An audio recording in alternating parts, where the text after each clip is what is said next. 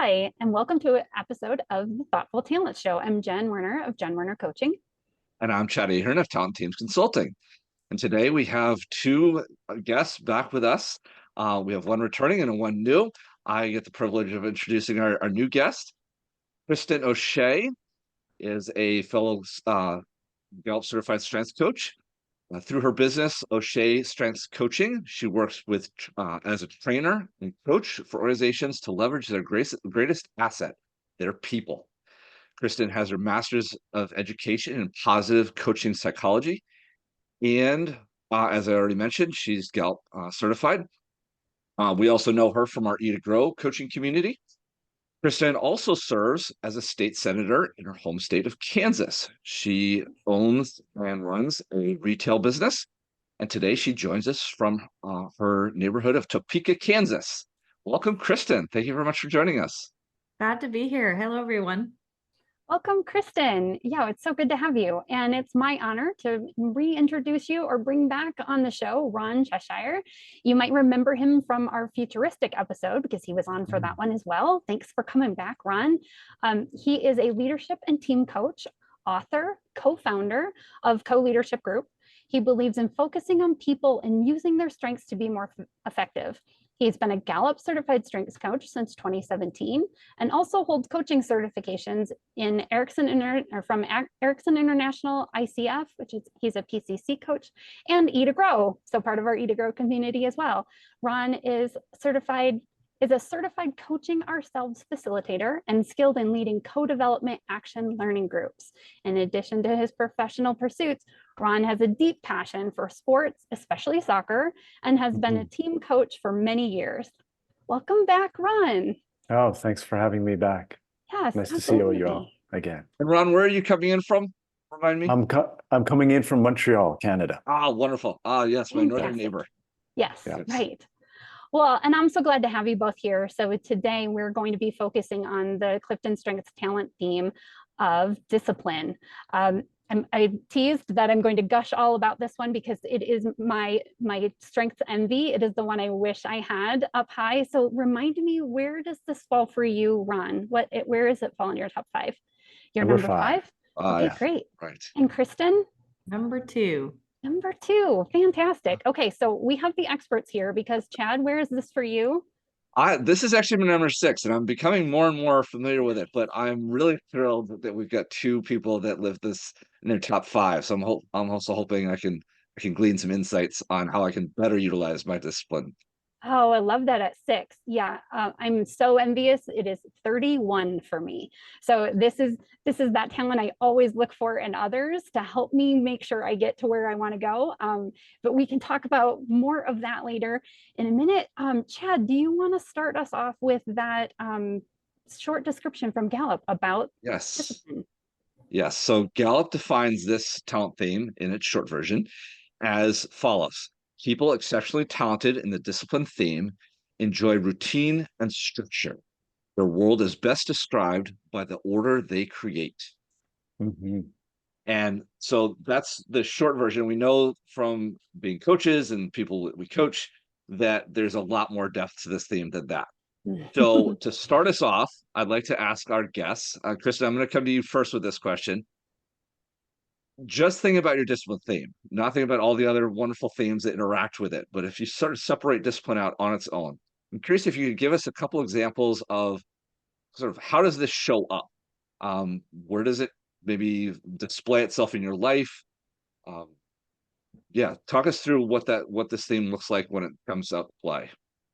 Okay, thank you for asking. So definitely lots of planning of appointments, planning of my time, planning of my energy, planning of my family's resources. So I think about a lot of resources and thinking around, and it's usually aimed at efficiency. So what will allow me to get the most done in managing those resources? So an example, in college, I never pulled an all-nighter because, and I thought for people who did, I thought, well, that's just a mismanagement of time. Like you can always get something done without having to lose good sleep. So for me, it comes down to that planning. There's also the piece around like physical things, like everything has a spot or everything has a place. And so for me, it's not so much that everything's perfectly organized, but it's like you never leave keys in a different spot, right? You have it's got some of those routine pieces where things always have their place, or there's always a best way, best, most efficient way to do something. And so that's the process that we and everyone else should follow. Okay. All right. I love it. Ron, I noticed you nodding right along with a big smile on your face. I'm sensing that maybe some things resonate here. Talk to me about how does your discipline come out? Similar or maybe even different than Kristen's? No, it's quite similar, actually. It's getting things done in the most effective way possible is for me, my discipline. Like Kristen, I like to plan. I like to schedule things. You know, and you brought up a good point, Kristen, that it's spatially aware kind of discipline, but also process-oriented discipline. I think that's how Gallup likes to describe it. And for me, it's both as well. So yeah, I like to make sure things run on time, make efficiently, and do things, prepare things before deadlines. So on the other flip side, I don't like clutter, and I don't like surprises, and I love completing work before deadlines. So that's kind of how it shows up for me. Fascinating. I love it already. I wanted just bring up something that's hitting me as both of you are talking. Just a real quick comparison about, I don't know where a ranger falls, but a lot of things you're mentioning hit me as some of the same similar topics that we talked about during our ranger episode about, efficiencies. I'm just wondering, A, is a ranger in your top 5, top 10, maybe top 15? But do you see differences in discipline versus that a ranger? Because that is also about sort of putting things in optimal order, or using, to use your words, Kristen, that the utilization of resources. I know both of these themes, a ranger and discipline, fall within the executing domain that is defined. But I'm just wondering, do you see differences, or would you push them apart slightly differently? I don't know who wants to pick that question up, but I wanted to put it on the table for either of you to Yeah, I'll to jump address. in. I think a ranger has a little more um ability to handle that chaos, where discipline's like squash it, like let's not have so many balls juggling in the air. It's just a little less into the chaos around that, a little less flexible, but that's sometimes what's needed, right? Or what's most helpful. But Ron, I'd be curious what you have to say too. Yeah, I have a ranger. I think it's number 7. And I would echo what you said, Kristen. That's the ranger helps me bring flexibility to the discipline. Oh, okay. And Yeah. so yeah, that's how I see it. Yeah, that's how I feel. Oh, what a great question, Chad. I'm glad that you brought the ranger episode back up, because I was thinking, I'm like, yeah, this does sound a lot like a ranger, but yeah, that chaos piece of it, the rangers seem to love that and thrive on like being able to make the order out of those things, where it sounds like discipline doesn't necessarily want the chaos to have to fix. They want the systems in place to keep chaos from happening. Am I getting that right? Right, a little less tolerance for all the chaos. Yeah, That's predictability awesome. is for us. Predictability is very, very important. Yes. Yeah, Got it. so good. Okay. Well, we know our strengths, like they have good and bad sides to them. We can overuse them and they can kind of get in our way. And a lot of that is what I learned about mine when I first got them, is that they were working great for me, maybe not so great for those around me having to work with me. So knowing this about ourselves, and I think it's good for our listeners and people who might be interacting with this show is to understand a little bit about some of the challenges, even you as coaches, like knowing what we know about our talents, we still can get tripped up. So if you wouldn't mind sharing with us a little bit of some of those places where discipline may have gotten in your way. Ron, I'm going to come to you first on this one, where it maybe has gotten in your way or maybe caused some uncomfortableness or things you're even still working on with your discipline talent. Yeah, sure. Well, routines are not for everyone. So even people with discipline, right? We've learned that some people don't like routines, and even if they have discipline. In delegating, I kind of have to keep in mind that, you know, others won't follow my routine unless it's a fit for them, like kind of echoing what you were saying there. Not everything is based on logic, although as a discipline, I wish it was, but and then I have to be aware that you know, looking to be orderly and precise and efficient, those aren't really words that you associate or closely associate with being creative and innovation. And so if I want to be creative and innovative, I have to kind of dial down my discipline. So, and then the last thing I would say is that for me, the challenge is working from a blank page. So when I'm looking, and I have futuristic, you can hear looking towards developing something, I already know that there's going to be a period of uncomfort for me at the start until there's some sort of framework or detailed plan and timeline. For then I become more comfortable in the process. But I know that I just have to be patient and wait for that to transpire. Oh, these are great. Thank you so much for sharing. And I wanted to go back to the one that you said about that if you want to be creative, you have to dial down your discipline. What does that look like? What can you share with us a little bit about what that process for you is like, having to dial it down? What do you lean into then if you need to dial it down? Yeah, I lean more into some of the other strengths that I have, such as strategic. For me, I dial that up if I'm going into something where I have to create. So is that uncomfortable in a brainstorming meeting? Am I getting that? That's where some of that uncomfortability with discipline is coming out.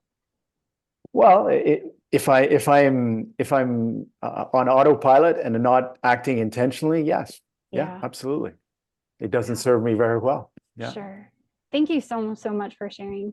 Kristen, how about you? Where does this struggle come for you? Yeah, definitely. When I'm not in control of my schedule or my time or my to-dos, I feel like I'm stripped of my effectiveness. Sure. And I struggle to find those ways to be efficient. So it feels like it's not my best self. I struggle when there's a change in plans, because I've already thought it through. I've all those pieces. It feels, so if there's changes or unknowns, it feels a little bit more like doggy paddling, where I'm a lot more comfortable if we're following a plan or we had planned for it. I really like to be able to know what to anticipate and know what to expect. That counts for a lot. So if there's just a lot of unknowns, so I talk about my first, having my first baby, there was just maybe with someone with high discipline, an extra layer of stress there because you don't know what to plan for. When you said predictable, right? Yeah. The unexpected is just an extra layer of like, God, my discipline it can't be at its best right now. So that sometimes can get in my way. And I'm just aware that I can be a little more sensitive to big changes or big unknowns than some of the other people. And a certain amount of chaos or a certain amount of big life changes can tend to get overwhelming. Yeah. Thank you guys. As they do for everyone, but again, just maybe a a little different bit level. more of like, I'm not my best self right now. Yeah. Well, Yeah. what I'm hearing there, it's interesting because you're highlighting a couple things that I've always thought came from my deliberative, which is my number 2, and my responsibility, which happens to be my number 3 combo. And yet I mentioned, discipline is my number 6, and I am really appreciative of the language you're giving, because I thought it was coming from someplace, and now you're giving me a little bit more language about, oh, wait a minute, maybe it's coming from a discipline, because I like, I, in very similar fashion to what Ron was mentioning, and Kristen, you talk about the unexpected or not knowing, but also that blank page of the openness and there's no structure yet, there's no framework yet. And so you can't plan for the unpredictability, because you don't even have something to hang upcoming things on. There's not even the framework, there's a blank page. So I really appreciate the two ties together. And Yeah. I guess I would just encourage people listening to this, like, if you're finding that you thought it was coming from maybe responsibility or something else, take a second look at this, because there's a real we're gonna get to the positive sides here in a second. I know that's where Jen wants to take us. But I really want to highlight that. Give yourself a second thought of, okay, where else could this be coming from? Because if you have that discipline, maybe is like me hiding, in your 6 through 10, maybe that's actually generating some of your thoughts. So anyway, without taking over, I want Jen to take us to our next question, because I'm really interested in the flip side of this. Yeah. Oh, so I know from working with all these people who are close to me, all of them, be that my husband, my co-host Chad, with his discipline at 6, and everyone I work with, when I have a really great working relationship, it's because they've had discipline in their top 5. So it's part of what I've loved about the strength itself, is just the order that you create that makes my talents be able to really shine and just keep moving forward, knowing that the rails are already there, the structure is already created. I can just follow it and go. It's part of the reason why I love Eat to Grow. So on that note, I really want to talk about these ways that you have seen your discipline just catapult you in life. I know they all blend together, but if you could separate discipline to just talk about how discipline has done really well for you. I really want to know where that just makes you shine. Ron, I'm going to come to you again first. Sure. Discipline allows me to be more intentional. It allows me to reflect and prepare before I move into action. So in my coaching, it allows me to prepare and reflect before any coaching session with my clients. So I'm aware and prepare so that I'm in the correct posture or coaching position. It increases predictability for me. It diminishes surprises. And when I look at it with Relator, and I know you don't want me to combine them at this point in time, but it also allows me to ensure my relationships are continuously nurtured, because I schedule the time with my family, my friends. There's And that so, intention. Yeah. So it's that intention that I put together with using my discipline. Yeah. Kristen, I saw you nodding and smiling along with so much of those. Is it similar for you? You have other ways too? Yes. Yeah. The more I can plan and anticipate what's coming, the better prepared I can be, the more effective I can be, the more efficient. So I've always felt a little bit like I can get more things done in my day than most other people. Not to be bragging, but that these are our superpowers, right? And so it's like somehow I can naturally see those next steps, estimation of how much time things might take, the time frames. Those things have always come when I think about time management or energy management. That's always come really natural. I think there's also a little piece of this that's a bit of intrinsic motivation, self-starter, determination, willpower, that just is that drive to get things done or think ahead, or kind of to be that opposite of a procrastinator. It's ahead of the gun in terms of the planning so that things can be the best and most efficient. Oh, So love this. And again, very envious. And Ron asked me before too. So if I don't have discipline high and I don't have someone who I work with closely, like how am I keeping to that structure?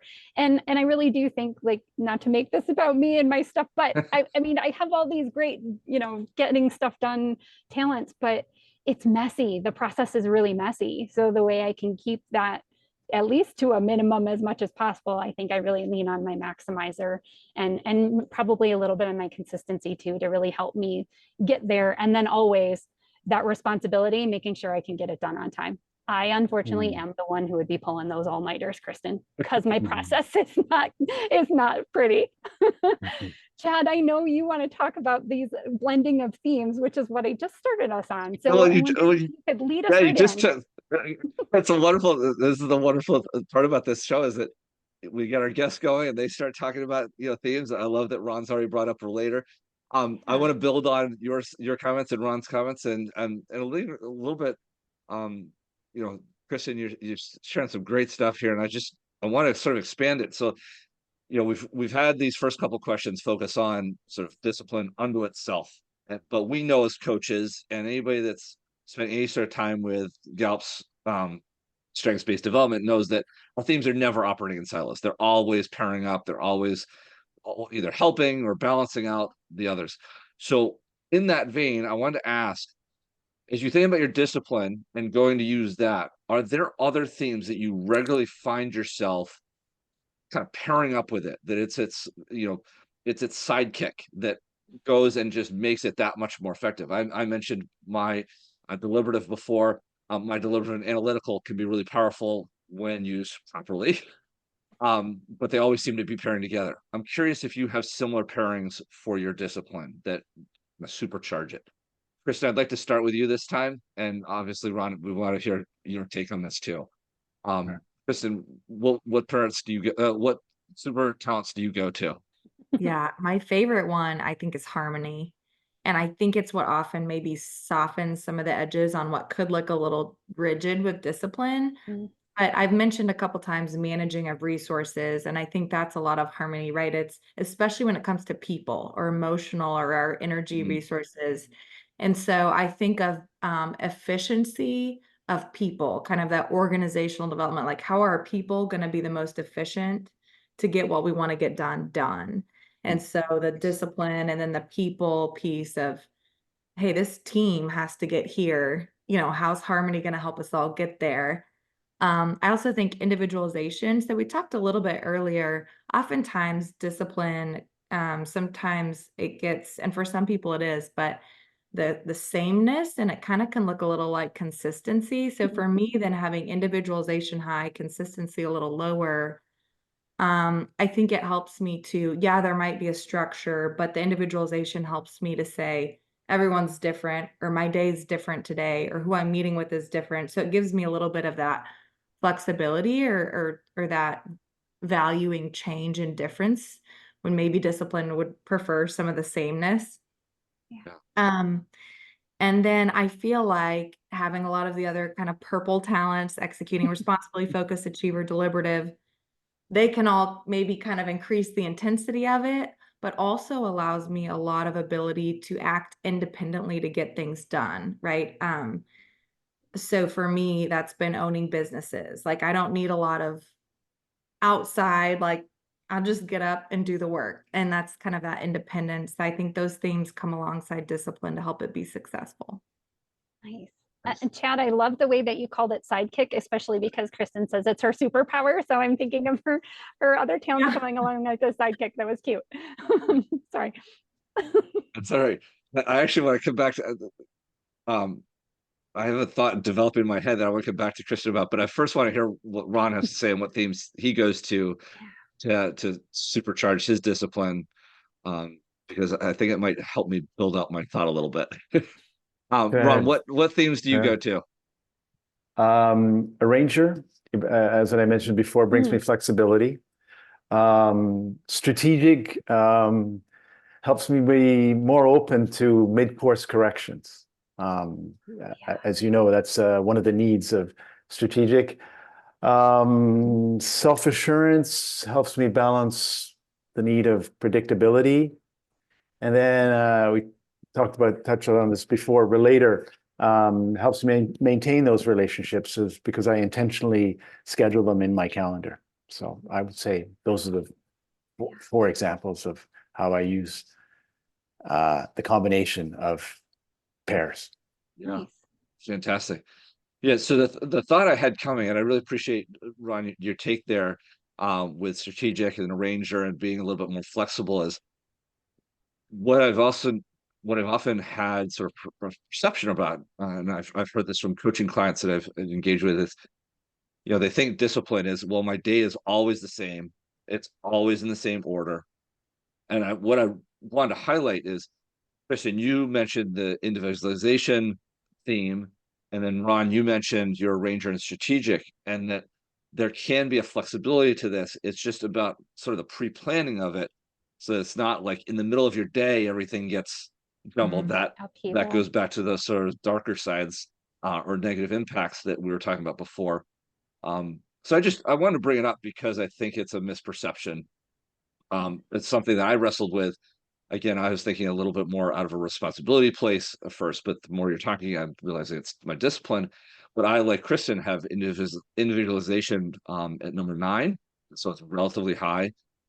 Definitely not within my top 5, but it's something that I've always had trouble with when people say, "Oh, well, you should time block all of your days pretty much the same way." I'm like, no, that's not that's not how life works. That's not how living works. And so I really appreciate you bringing that up for people that are listening to this, trying to understand their discipline and realizing that it doesn't have to be, a military grade, Mhm. structure of every day looks exactly the same. That there can be some flexibility and that you can lean on some other talents to help you manage that, or as both of them have said, kind of superpower, be flexible with it, but know that structure is going to be there. So I just really appreciate you bringing that idea up. Thank you for sharing that, Chad, because I feel like that's a misconception too. So when I look at my day, right, you're like, not every day is the same by any means in my life, but every day is planned, right? And there are some aspects of it that don't change. I think that he mentioned something about routine type pieces. So I don't miss meals. I don't stay up super late, but it's not always 9 p.m. that I go to bed, right? But there are some of those pieces that I think discipline knows are so important to be able to be effective for the rest of the day, or like you said, time scheduled with family and friends. Like that those pieces are part of your day, but it doesn't always have to look the same. Yeah, I would add to that. I mean, my discipline, you probably can imagine that for physical exercise, I have routines and I have an app for that. But rest is also part of the schedule, and same thing in the agenda during the day. Creativity and innovation is part of the schedule. So I look at my discipline as allowing me and freeing up the time for me to be creative and innovative. So a slightly different twist on it, I guess. No, Yeah. Oh, it's so I really good. appreciate you sharing that, Ron. Yeah, and I was thinking about that yourself, like you're almost self-contained. Kristen, you kind of touched on that a little bit about, kind of being in business for yourself and that you're really able to just take all of the things and do them yourself. You're not really leaning on a lot of other people. So I was curious a little bit about that. Like I'm a lot like that. And I feel like it comes from a place of wanting to control like what's going on around me. So I wondered if you guys could touch on that a little bit too. Kristen, you're already smiling big and nodding away. So if you wouldn't mind touching on that a little bit first. There is that piece of control. When I have control, gosh, I've got good willpower. I've got good idea of what's going to happen. I can crank things out. But when I don't have control, that can just be challenging, or it can get in the way of other people. And that's not right. That's when you have to step back and remember that it's not all about that. Yeah. Yeah, Ron, I see you nodding along. Did you have anything you wanted to add about the control piece? I was thinking specifically about, you were sharing with me before about your closet and having these routines and like control over, like maybe even specifically like what you're going to wear, helps to keep you on the track of like freeing yourself up, like you just said, freeing yourself up for those other creative times. Yeah, yeah. Similarly to some people, yeah, I want to lower the cognitive overload in Yeah. early on my day. So when I was in business, I would wear white shirts or blue shirts, so that, blue suits, gray suits. And the only thing that would be creative would be the tie.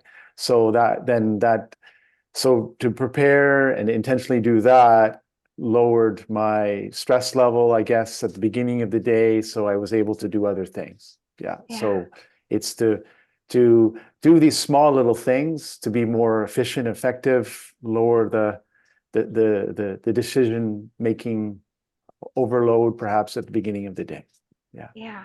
I'm so loving that, because I'm seeing that in so much of the people, like I said, of those that are closest to me, and these routines and things that they've put in place that make life easier for them. I didn't realize how much of that was actually happening, and that it was coming out of discipline. So really appreciate you both sharing some of these different ways for us and our listeners. So I want to take us. We've done a lot of great deep dive. I know there's some people that are listening to this and be like, boy, it's going to be a hard time remembering all this, trying to remember, sort of an entry point to this discipline theme. One could argue maybe we should do this question at the beginning, but discipline, this is the structure of this so far. I'm going to come to I want to ask you as fellow coaches, are there particular images or pop culture references or household items that you would encourage people to think about as sort of a token of this theme, or a great representation of this theme? I'm just wondering if we might be able to mention some entry points for people still just learning about this theme, or maybe they're listening to this because they've got a colleague that has this theme and they're trying to remember, okay, they've got this, I need to keep this image in mind. Ron, I'm going to come to you first. What image or household object might you suggest people think about when thinking about this theme? Well, for me, it's a clock or a watch with precise gears, a Swiss-made watch, perhaps, that seamlessly works together to keep time and organized efficiency, synchronizing tasks and deadlines. So, for me, that's the image that comes to mind for me. Yeah. Nice. Thank you. Kristen? Yeah, I've got a couple. Oh, okay. Discipline. She comes with a list. Right. Like the planner calendar, of course. I think of an organized house, maybe Marie Kondo, checklist planning. I also think so much, we kind of discussed this earlier, but discipline allows a lot of freedom, right? So I'm one of those people that I can work from home, where some people really need that structure of the office, because I like to create the structures myself, right? And so I've seen this image of, and maybe it has to do with some other strengths too, but of butterflies breaking free out of a cage. And I feel like, oh, that's me. If someone puts a cage or puts that structure around me, it's like, no, I can handle myself. Like, I'll come back home at night. Like, let me create my own structure or control, because I've got this. And so yeah, driven by discipline to create my own structure and processes, knowing that it'll work. Yeah. Nice. Nice. Jen, do you have any that I know this is 31 for you, but I know that you've got a lot of people around you that have this. Yes. So I thought you might come with an image in mind or something. Yeah, I do. And I'm going to kind of lean on Kristen's a little bit with the checklist. So my husband and I are full-time RVers. So we are nomadic, like literally moving every couple of weeks. And in order to, and I hear it now and see it very clearly, lessen the cognitive load of the days when we move, my husband has a checklist of everything that has to be done. And it doesn't have to be necessarily in that order, but everything that has to be done before we can hit the road safely. So we look at that list and check it every single time we are getting ready to leave, so that we know that we have everything taken care of. And I love, like I said, I love the structure that those with discipline around me bring to my life. Nice. Checklist. Yeah, checklist, and that's great. I super relate to that one. My dad he's now retired, but he used to be an airline pilot, and all the I mean, airline pilots have checklists for everything. Engine fails, there's a checklist. Wheels won't come down, there's a checklist. So I'm just, that's why I was grinning really wide, because I was like, oh, I know this life. I've seen it in play. I've seen some of those manuals. To finish out the images, I'm gonna just contribute one other one. So I loved, I've had opportunities to travel in Europe, and I've always loved, particularly some of the German, the Swiss, the Austrians are also a bit this way, but the timetables and the structure on which the trains travel. You know, I'm also a huge fan of those, basically the big boards with the flipping tiles, and every time a new train comes in or a train has left, and they move everything up, you see all the tiles, but everything is listed out. You know, the platform, the time, and the like 7 major, biggest stops along the way, so you know you're getting on the right train. I've always loved that, so I guess that's something that resonates with me in terms of this discipline theme, that there's a very much a structure to how the trains travel. So hopefully our listeners get a little bit out of that, or they recognize it either in themselves or in somebody they work with. Yeah. All right. Well, I want to take us to our next question, which is really about working with those who have discipline high. So this is like really good for me, because it's the one that I deal with the most. Like, it's what I love about you with discipline. So I really wanted to talk about, like, as we think about how others might be able to interact with you or with others who have discipline. And we know discipline might show up a little differently for other people based on their blend of talents. But if we're thinking kind of directly around the discipline theme, what advice could you give to team leaders or peers of that person with discipline that will help them bring their best contribution out to the team?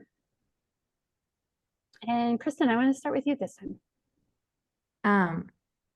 Yes. Okay. So I have a couple thoughts around this topic. I think they need really clear expectations, because there's something there about precision. And so I think so.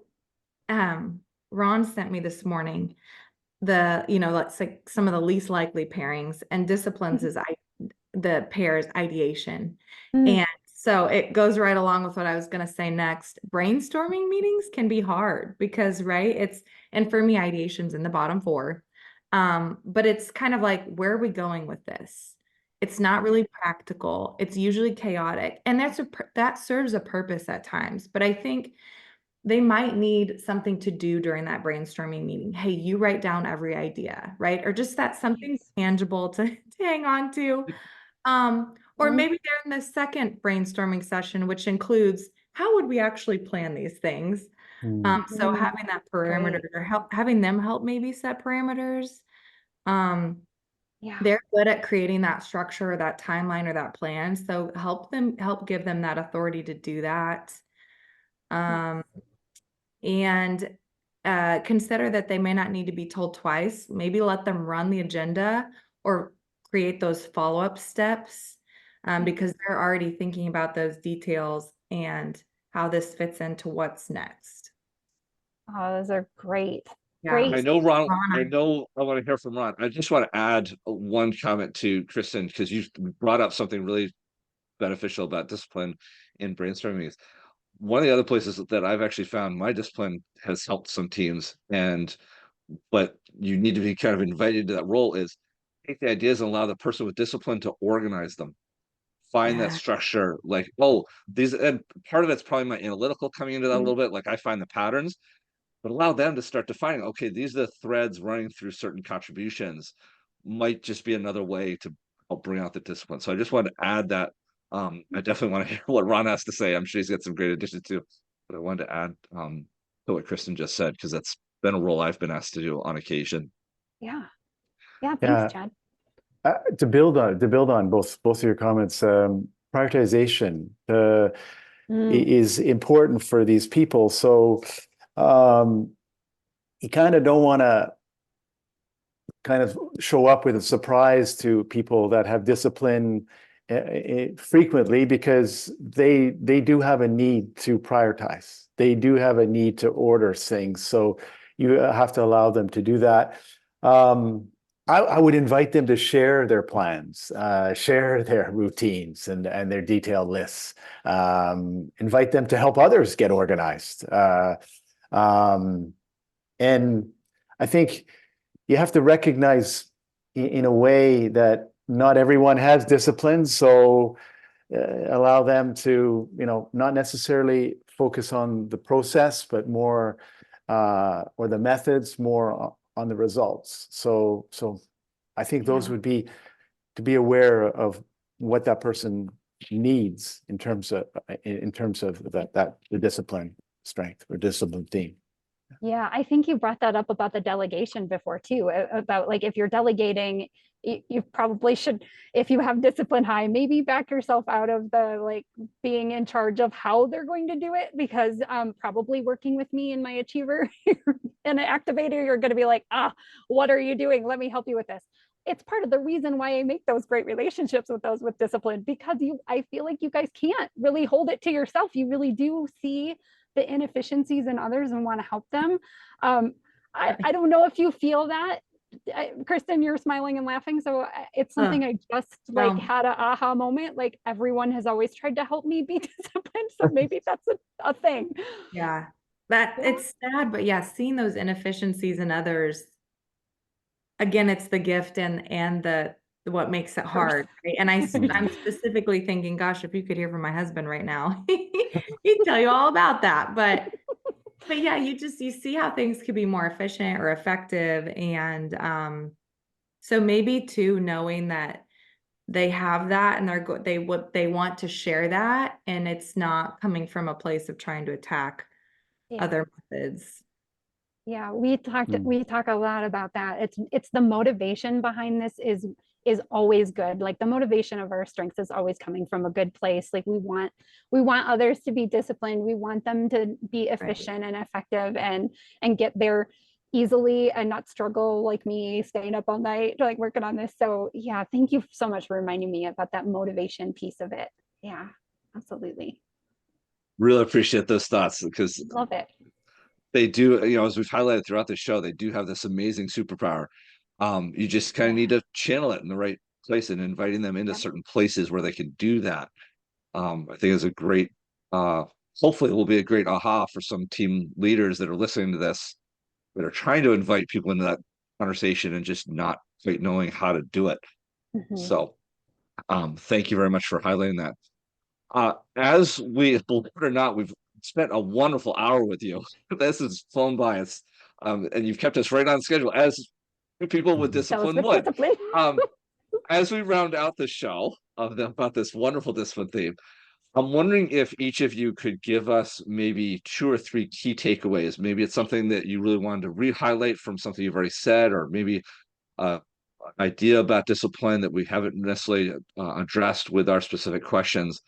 But just as a way for people to really kind of cement these ideas in their head before leaving this episode. Ron, I'd like to come to you first. Kristen, I'd like to wrap with you and your 1 to 3 key takeaways. That'd be great. So Ron, what would you re-highlight either from the show or maybe some quick idea that you hadn't gotten to yet? Well, I go back to intentionality. The being intentional, that's what the discipline theme helps me greatly to plan, prepare, reflect prior to taking action. And then secondly, I would say that you someone with discipline should seek out roles and responsibilities that are in a structured environment and predictable. And, not to take away from what Kristen has said, but if you can't find that, then you do that yourself. You go out and create a business for yourself, and that's and you are determined the environment that you operate in. So those would be the two things that I would suggest. Excellent. Thank you so much, Ron. Kristen? I would summarize it as planning to be the most efficient and effective that you can be. Whether it's with ideas, processes, physical things, all across the board. Okay. Wonderful. I love it. This one, I told them 1 to 3. They gave me 1 to 3. I love it. I love it. Follow the structure right to a T. This has been fantastic. I really appreciate, as I said at the beginning, this is my number 6. So I already have some live experience with this, but hearing from the two of you has just been so insightful. I really appreciate the summary points you just offered. I really hope our listeners are as appreciative and find them as helpful as we did. So I just, as we round out, and for our listeners, if you like this episode, we encourage you to leave a review, leave us a comment if you're engaging with us on LinkedIn, click on the subscribe buttons or follow buttons on whichever platform you follow us on. We're on Acast and YouTube. And yeah, if I just, again, thank you, and please engage with the conversation. If you're one of our listeners, Kristen and Ron and Ben and I would love to keep engaging with you. Absolutely. And the way to get in touch with us is you can find all of our contact information, including Kristen's and Ron's, in the show notes below. And so until next time, I'm Chad Ahern of Talent Teams Consulting, encouraging you to keep playing to your strengths. And I'm Jen Werner of Jen Werner Coaching, encouraging you to be uniquely you. Thank you, and have a great day.